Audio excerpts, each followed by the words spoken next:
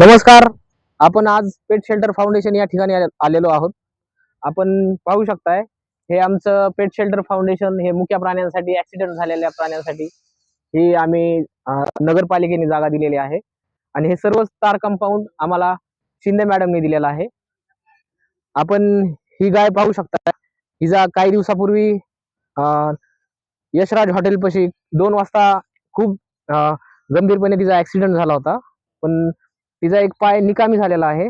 तरी पण ती एकदम चांगल्या प्रकारे आहे आता गाय. कृपया करून आमची वारंवार विनंती असते की आपण गाडी सावकाश चालवा आणि मुक्या प्राण्यांवर होणारे जे ऍक्सिडेंट आहेत ते कमी करण्याचं आमचं वारंवार विनंती असते. हे आपण पाहू शकताय, हा डॉग आहे. त्याचा काही दिवसापूर्वी ऍक्सिडेंट झाला होता. आता त्याचा एक पाय तुटला आहे, तरी देखील तो एकदम ठीक आहे.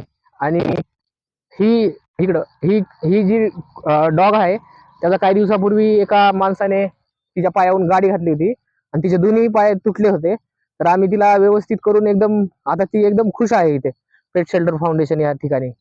अजून आम्ही तुम्हाला अजून आमचे डॉग आणि कॅट दाखवत आहोत आहे.